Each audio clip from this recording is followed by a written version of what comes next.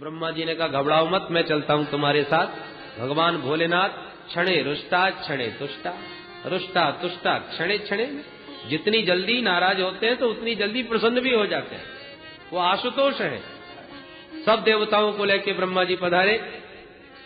जैसी ब्रह्मा जी आए, पहुंचे विशाल कैलाश पर्वत के उस बरगद के नीचे विराजमान है भोलेनाथ। देवताओं ने दूर से भोलेनाथ के उस विचित्र वैराग्य स्वरूप का दर्शन किया। ब्रह्मा जी से बोले महाराज आप ही वहां पधारिए, और उचित लगे तो हमको इशारा कर देना, हम दौड़ के तुरंत आ जाएंगे। साहस नहीं होता उनके पास जाने का। अच्छा तुम यहीं रहो। ब्रह्मा जी पहले पहुंचे। ब्रह्मा जी को देखते ही भोलेनाथ खड़े हो गए और ब्रह्मा जी को प्रणाम करके आदर के साथ आसन दिया। प्रणाम कैसे किया? उत्थाय चक्रे शिरसाभिवंदनम अर्हत्तमा कस्य यथैव विष्णु। दृष्टांत देते हैं, यथा विष्णु वामनः कस्य कश्यपस्य। जैसे वामन भगवान कश्यप जी को पिता होने के नाते प्रणाम करते हैं। कहां भगवान नारायण विष्णु, पर चूंकि व्यवहार जगत में कश्यप जी उनके पिताजी बने हैं, इसलिए वामन भगवान को प्रणाम करना पड़ता है। कहां भगवान श्री राम विधि हर शंभु नचावन हारे, परंतु व्यवहार जगत में दशरथ जी पिताजी बने हैं तो दशरथ जी को दंडवत करते हैं। प्रातः काल उठ कहीं रघुनाथा, मात पिता गुरु नावहि माथा। ये व्यवहार जगत है। उसी प्रकार भगवान भोलेनाथ तो अर्हततमः, समस्त देवताओं के परम पूज्य हैं, परंतु व्यवहार में ब्रह्मा जी की भ्रकुटी से प्रकट होने के नाते उन्हें पिता मान करके प्रणाम कर रहे हैं। ब्रह्मा जी ने दूर खड़े देवताओं को इशारा किया, मौका बहुत अच्छा है, जल्दी आओ। सभी देवता दौड़ के आए और सब साष्टांग दंडवत करने लगे भोलेनाथ के चरणों में। ब्रह्मा जी ने थोड़ी सिफारिश कर दी, महाराज इन पर दया करो। क्या हो गया भाई? भृगु जी ने अपने मन की बात कहनी चाहिए कुछ, पर इनका स्वभाव था बात करते समय दाढ़ी पर हाथ फेरने का। तो स्वभावतः जैसी दाढ़ी पर हाथ फेरने के लिए हाथ ऊपर उठा तो दाढ़ी में एक भी बाल नहीं। इतने बेचारे शर्मिंदा हो गए कि मुंह लटका के ही रह गए, कुछ बोल ही नहीं पाए। ब्रह्मा जी ने ही कहा, भोलेनाथ अब इन पर दया करो, ये बिना दाढ़ी के रह नहीं पाएंगे, इनके स्वभाव में आ गया है, और इनकी दाढ़ी आपके विरोधी यज्ञ में स्वाहा हो गई। भोलेनाथ भी मुस्कुरा पड़े। अच्छा ठीक है, पूरी दाढ़ी तो नहीं मिलेगी बाबा, परंतु आगे आगे थोड़ी सी दाढ़ी आपको लग जाएगी, जाओ हमारा आशीर्वाद। जैसे आजकल फैशन चल गया है ना, आगे आगे थोड़ी सी रख लेते हैं। भोलेनाथ ने, श्री भृगु जी बोले बस बस महाराज, इतने में काम चल जाए, कुछ होना जरूर चाहिए। पूषा देवता तुरंत आगे बढ़े, देखो महाराज मुंह में एक भी दांत नहीं बचा, पूरा सारी दंतावली बाहर निकाल दो, कैसे भोजन करूंगा? भोलेनाथ ने कहा सत्तू घोर घोर के पियो, दांतों की कोई जरूरत नहीं पड़ेगी, पिष्ट भुक बन जाओ, जो आज्ञा महाराज। भग देवता ने कहा देखो वहां के बोर्डी में तो अंधा ही हो गया। भोलेनाथ ने कहा तुम मित्र की दृष्टि से देख सकोगे, जाओ हमारा आशीर्वाद है। इस प्रकार से समस्त देवताओं को स्वस्थ करते हुए जब भोलेनाथ थोड़े से अनुकूल दिखाई पड़े, तब देवताओं ने कहा सरकार चल के उस यज्ञ को भी सफल कर दीजिए। भोलेनाथ ने कहा यज्ञ में भाग तो मिलने वाला नहीं है, हम जाके क्या करेंगे? सारे देवता एक स्वर में बोले, भोलेनाथ एसते रुद्र भागोस्तु यदुच्छिष्टो ध्वरस्य वै यज्ञस्ते रुद्र भागेन कल्पता मध्य यज्ञहन। हे यज्ञहंता भोलेनाथ, आज से जो भी यज्ञ में सामग्री अवशेष बचेगी, वो अवशिष्ट सामग्री आपका ही भाग माना जाएगा, जो बचे सो सब आपका। भोलेनाथ संतुष्ट हो गए, जोई राम जो बच जाए बहुत है। सारे देवता भोलेनाथ को मना करके लाए। भोलेनाथ से कहा महाराज यज्ञ सफल करो। भोलेनाथ ने कहा यजमान को बुलाओ। और सरकार धड़ तो ये पड़ा है यजमान का, सिर सुहा हो गया। भोलेनाथ को ससुर जी की दुर्दशा देखकर दया आ गई। और बकरे का सिर जोड़ करके ससुर जी को पुनर्जीवित कर दिया। दक्ष के धड़ में जब बकरे का सिर लगा, पुनर्जीवित हो गए, भोलेनाथ की महिमा को समझा, सती जी के वियोग का स्मरण आया तो गदगद कंठ हो गया, नेत्र सजल हो गए और दक्ष ने चरणों में प्रणाम भोलेनाथ के करते हुए बड़ी सुंदर स्तुति प्रारंभ कर दी। भूयान अनुग्रह अहो भवता कृतो में दंडस्त्वया मयि भृतो यदपि प्रलब्ध न ब्रह्म बंधु सचवाम भगवन् नवज्ञा तुभ्यं हरेश्च कुत एव धृत व्रतेषु। हे भोलेनाथ, भूयात अनुग्रह अहो भवता कृतो में, आपने मुझे दंड देकर के मेरे ऊपर बड़ा भारी अनुग्रह किया था, क्योंकि मैं बहुत उद्दंड हो गया था। और दंड किस लिए दिया जाता है कि सुधर जाए। और दंड किसको दिया जाता है? जिसको हम अपना समझते हैं। कई बच्चे उत्पात मचा रहे हों, उद्दंडता कर रहे हों, तो हम अनदेखा करके चले जाएंगे, हमें क्या लेना देना।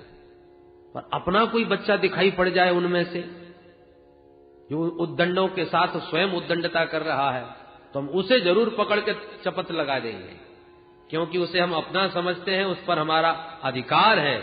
तो जिससे प्रेम किया जाता है उसी को दंड देने का अधिकार भी रखा जाता है। तो भोलेनाथ, आपने मुझे अपना समझा और अपनत्व के नाते ही मेरी उद्दंडता पर अंकुश लगाने के लिए आपने मुझे दंड दिया। भूयान अनुग्रह अहो भवता कृतो में। एक ग्वाला गायों को चराता है और अपनी गायों से बड़ा प्रेम करता है। इतना प्रेम करता है कि जंगल में कोई हिंसक जानवर कदाचित गाय के ऊपर आक्रमण कर ले तो अपने प्राणों की बाजी लगा करके गोमाता की रक्षा करता है। और वही गाय यदि उत्पात करे, इधर उधर गाय नुकसान करे, खेतों में भागे, तो डंडा भी मार देता है। तो जितना अपनी गायों से प्रेम करता है उतना ही मारने का अधिकार भी रखता है। तद ब्राह्मणान परम सर्व विपत्सुपासी पालः पशु निव विभो प्रगृहीत दंड। भोलेनाथ की बड़ी मधुर स्तुति कर रहे हैं प्रजापति दक्ष, पर बकरे का मुंह है तो बकरे की ही भाषा में बोल रहे हैं।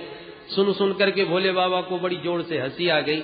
इसलिए आज भी भोलेनाथ के भक्त शिव जी की पूजा करने के बाद बम बम बम बम बकरे की तरह बोलते हैं, क्योंकि बकरे की तरह बम बम करते ही भोले बाबा को ससुर जी याद आ जाते हैं और भोले बाबा प्रसन्न हो जाते हैं। बोल शंकर भगवान की। जहां भोलेनाथ प्रसन्न हुए तहां तत्क्षण उन सबके बीच में भगवान लक्ष्मी नारायण प्रकट हो गए। समस्त देवताओं ने क्रमशः भगवान नारायण की स्तुति करी और सबसे अंत में ब्राह्मणों ने मिलकर के प्रभु की स्तुति करते हुए कहा, त्वं क्रतुस्त्वं हविस्त्वं हुतासः स्वयं त्वं हि मंत्र समिर्दर्भ पात्राणि च त्वं सदस्यर्द्विजो दंपती देवता अग्निहोत्रं स्वधा सोम आज्यं पशु त्वं पुरागां रसायामः सुकरो दशया पद्मनि वारणेन्द्रो यथा स्तूयमानो नदल्लीलया योगभिर्युज्य हर्तत्रयीगात्रयज्ञक्रतु तप्रसीदत्तमस्माकमाकाङ्क्षतां दर्शनं ते परिभ्रष्ट सत्कर्मणां कीर्त्यमानेन रविर्नाम्नि यज्ञेश ते यज्ञविघ्ना क्षयं यान्ति तस्मै नमः।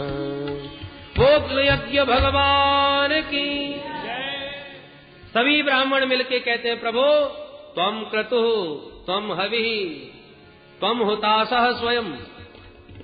हे प्रभु नारायण, समस्त यज्ञ के अंग आपके ही हैं। आप साक्षात यज्ञ रूप ही हो, आप ही हविष्यान्न हो, आप ही हविष्यान्न के भोक्ता हो, आप ही मंत्र हो, आप ही समिधाएं हो, आप ही कुशा हो।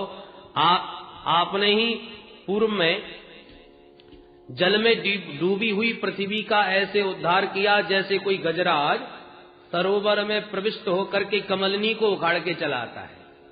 अब गजराज को कमलनी को उखाड़ने में क्या कष्ट लगे, ऐसे ही आपने पद्मनीम वारणेन्द्रो यथा, ऐसे ही जल में डूबी हुई हिरण्याक्ष के चंगुल से आपने इस धरा देवी का उद्धार किया था। आपने पशुओं को देखा होगा, प्रायः जल में से जब बाहर निकलते हैं ना तो अपने शरीर को बड़ी जोर से झड़कारते हैं।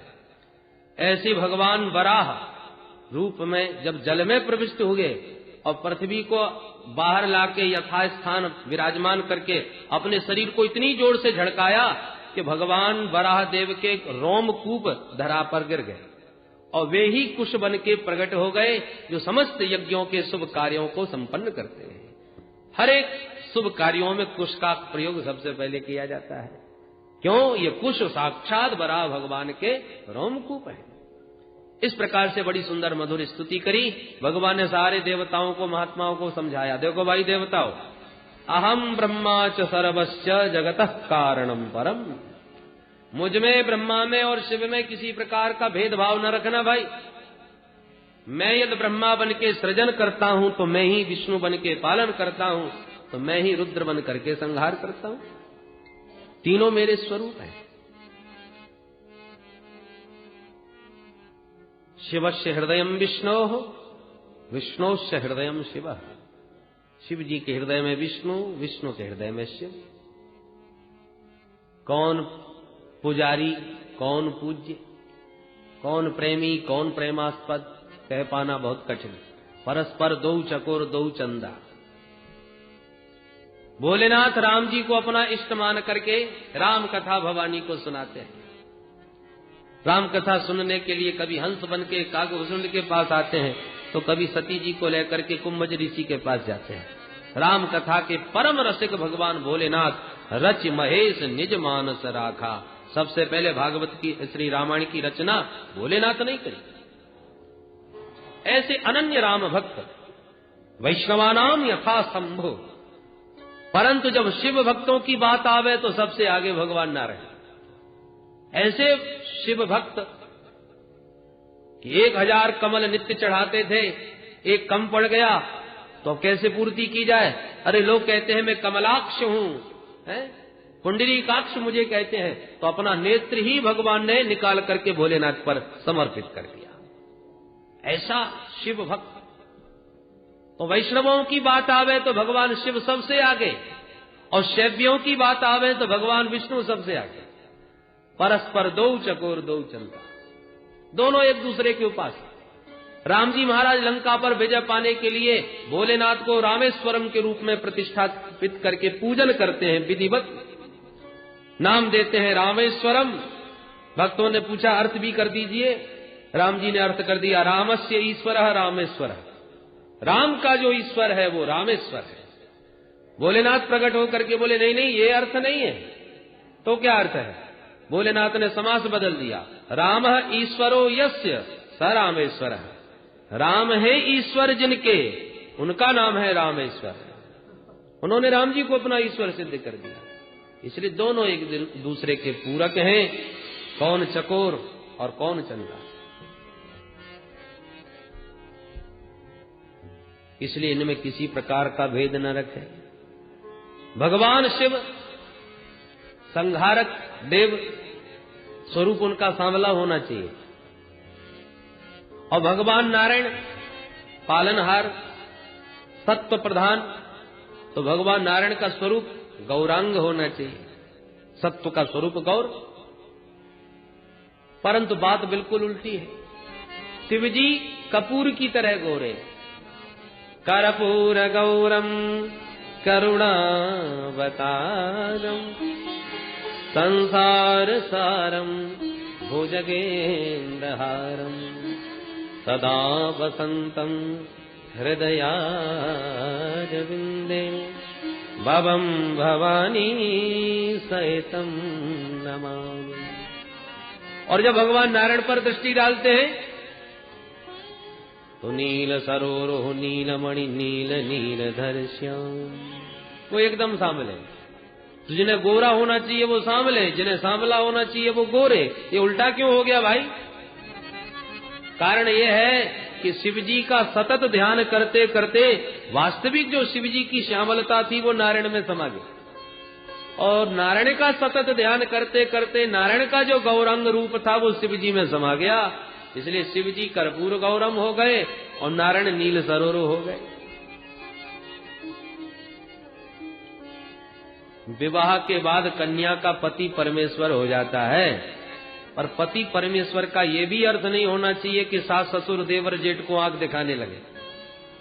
हमें तो पति से मतलब नहीं और हमें तो केवल पतिदेव से मतलब है और किसी से कोई मतलब नहीं, ये भी तो उचित नहीं। परिवार में सबका आदर रखते हुए पति समर्पण तो पति में होना चाहिए और सम्मान तो सबका करना चाहिए। उसी प्रकार इष्ट तो एक ही होना चाहिए, उस एक इष्ट में ही हमारा आत्मनिवेदन और समर्पण होना चाहिए, पर सम्मान तो सभी को देना चाहिए। ये बात सबको समझाई। भगवान श्री मैत्री मुनि कहते हैं, विदुर जी यही कारण था माता सती ने देह त्याग किया और अगले जन्म में हिमालय की पुत्री पार्वती रूप में प्रकट भई और पुनः घोर तपस्या करके बरों शंभु न तु रहो कुमारी। अंत में भोले बाबा को प्रसन्न कर ही लिया। धूमधाम से बारात लेके भोले बाबा आए और उन्हीं सती को पार्वती के रूप में पुनः प्राप्त कर लिया। बोल शंकर भगवान की। आइए भोले बाबा को एक बार याद करें, फिर आगे की चर्चा करते हैं। नमः शिवाय भोले नमः शिवाय, हर हर गंगे नमः शिवाय।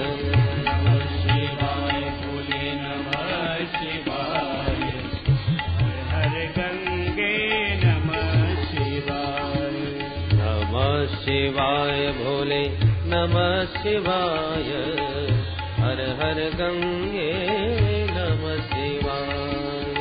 नमः शिवाय भोले नमः शिवाय, हर हर गंगे नमः शिवाय। हे शिव शंकर भवानी शंकर, शिव शंकर भवानी शंकर, हे शिव शंकर भवानी शंकर, हे शिव शंकर भवानी शंकर। उमा महेश्वर तव शरणं भोले, उमा महेश्वर तव शरणं, उमा महेश्वर तव शरणं भोले, उमा महेश्वर तव शरणं। हे वृषभाध्वज हे धर्मध्वज, हे वृषभाध्वज हे धर्मध्वज, हे वृषभाध्वज हे धर्मध्वज, हे वृषभाध्वज हे धर्मध्वज। साम्ब सदा शिव तव शरणं, साम्ब सदा शिव तव शरणं। जगदीश्वर पिनाक पाणी, जगदीश्वर पिनाक पाणी, हे जगदीश्वर पिनाक पाणी, जगदीश्वर पिनाक पाणी। त्रिनयन शंकर तव शरणं भोले, त्रिनयन शंकर तव शरणं। हे शशि शेखर शंभु शिवा प्रिय, हे शशि शेखर शंभु शिवा प्रिय, हे शशि शेखर शंभु शिवा प्रिय, हे शशि शेखर शंभु शिवा प्रिय। शिव गंगाधर तव शरणं भोले, शिव गंगाधर तव शरणं।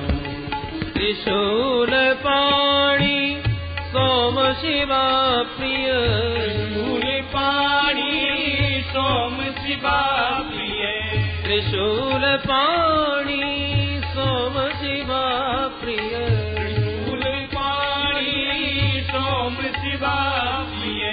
आशुतोष शिव तव शरणं भोले, आशुतोष शिव तव शरणं।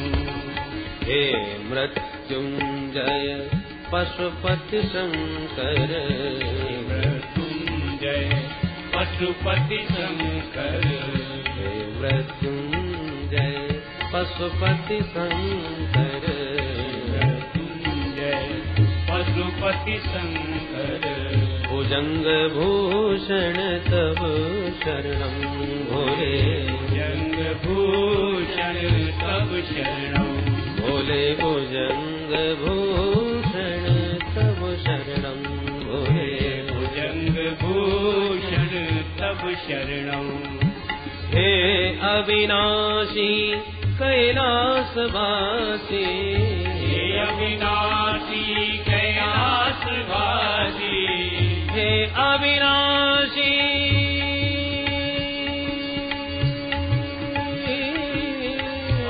अविनाशी भोले अविनाशी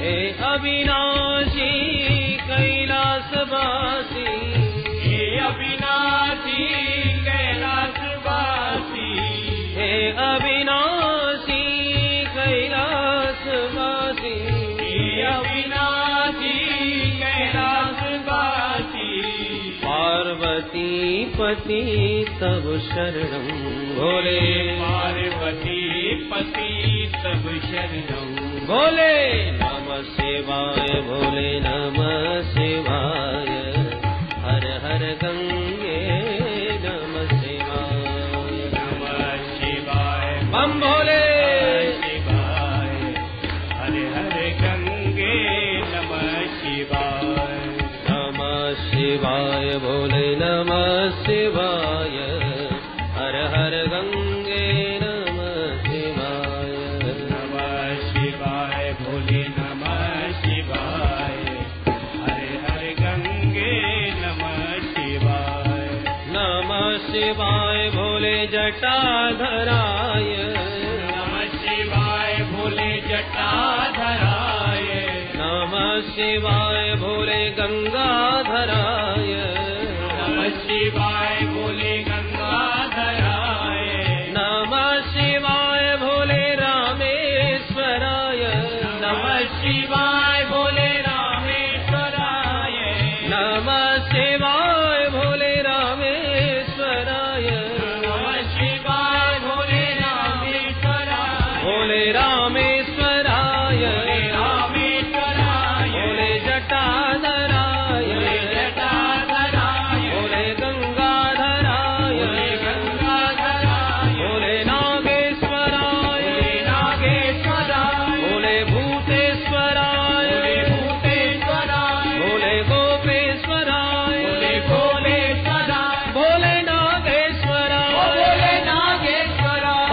भोले रामेश्वराय ओ भोले रामेश्वराय भोले रामेश्वराय भोले रामेश्वराय भोले भूतेश्वराय भोले भूतेश्वराय भोले गोपेश्वराय भोले गोपेश्वराय भोले अचलेश्वराय भोले अचलेश्वराय भोले जगदीश्वराय भोले जगदीश्वराय भोले रामेश्वराय भोले रामेश्वराय भोले नागेश्वराय भोले नागेश्वराय भोले अचलेश्वराय भोले अचलेश्वराय भोले धूमेश्वराय भोले धूमेश्वराय भोले सोहलेश्वराय भोले सोलेश्वराय भोले सोहलेश्वराय भोले सोलेश्वराय हर हर गंगे नमः शिवाय हर हर गंगे नमः शिवाय नमः शिवाय भोले नमः शिवाय हर हर गंगे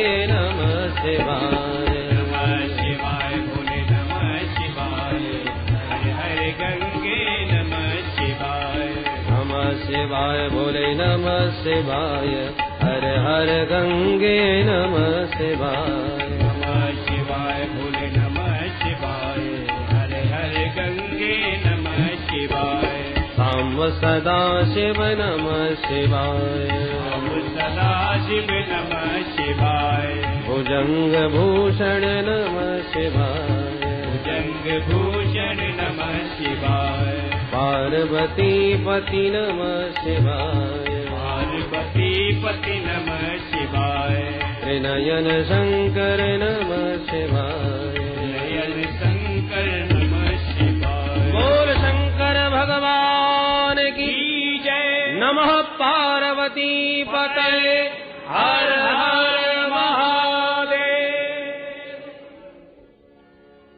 माता सती का पावन चरित्र श्री मैत्री मुनि ने विदुर जी को श्रवण कराया।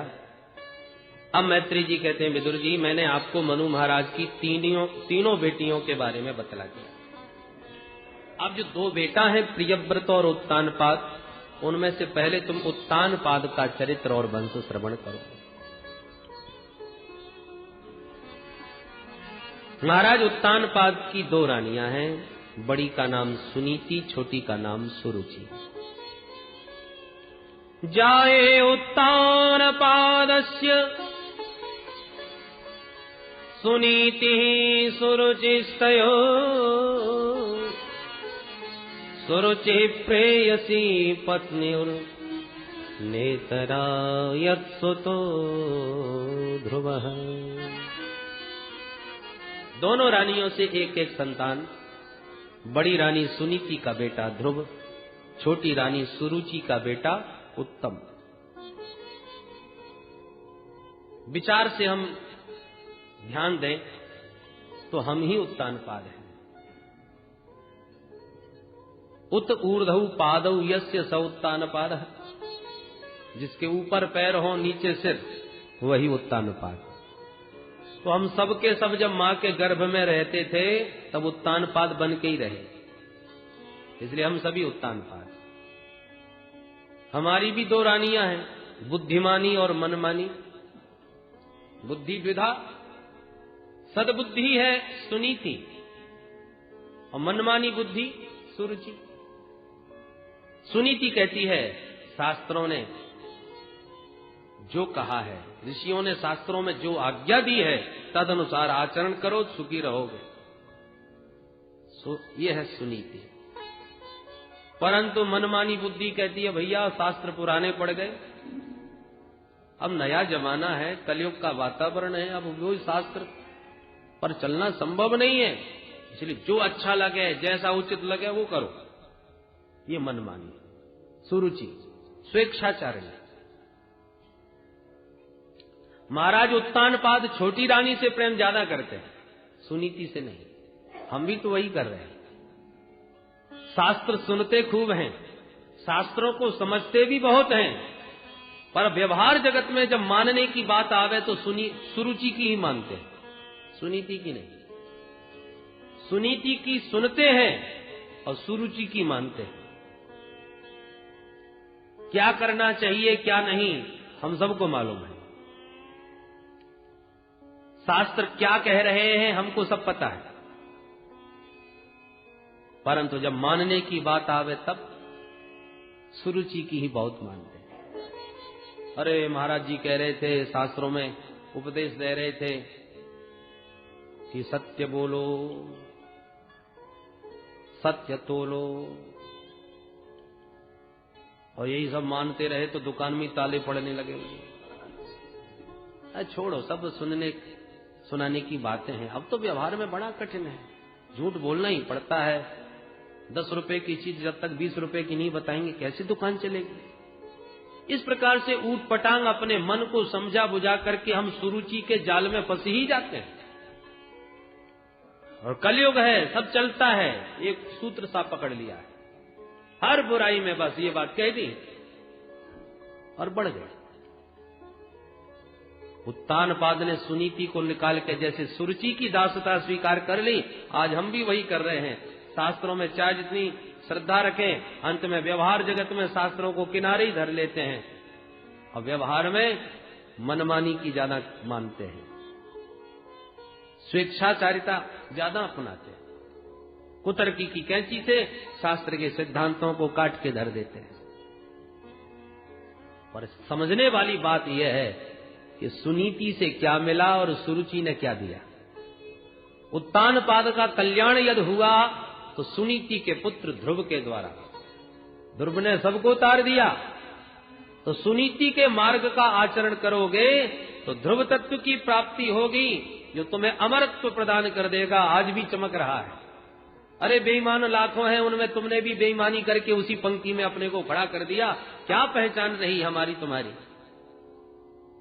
ईमानदार व्यक्ति लाखों में भले ही एक हो, परंतु एक उसकी प्रतिष्ठा होती है, एक उसका एक अलग स्वरूप समझ में आता है। लोग बरसों तक उस ईमानदार को याद रखते हैं। कीर्तिर यस्य सजीवती, जब तक मानव की कीर्ति है तब तक उसकी पहचान, तब तक वह जीवित ही है धरातल पर। शरीर तो कुछ वर्षों का है, पर कीर्तिमान लोग हमेशा के लिए अमरत्व को प्राप्त कर लेते हैं। जैसे सुनीति के पुत्र ध्रुव को आज भी लोग जानते हैं आकाश में चमक रहा है, ऐसे ध्रुव तारे की तरह चमकना चाहो तो सुनीति का ही आश्रय लेना पड़ेगा। एक बार ध्रुव जी महाराज अपने पिताश्री से मिलने गए। परिचय पाते ही पुत्र को अंक में हृदय से लगा करके गोद में बैठा दिया, परंतु जब सौतेली मां सुरुचि ने देखा तो ध्रुव का हाथ पकड़ के तुरंत नीचे उतार दिया।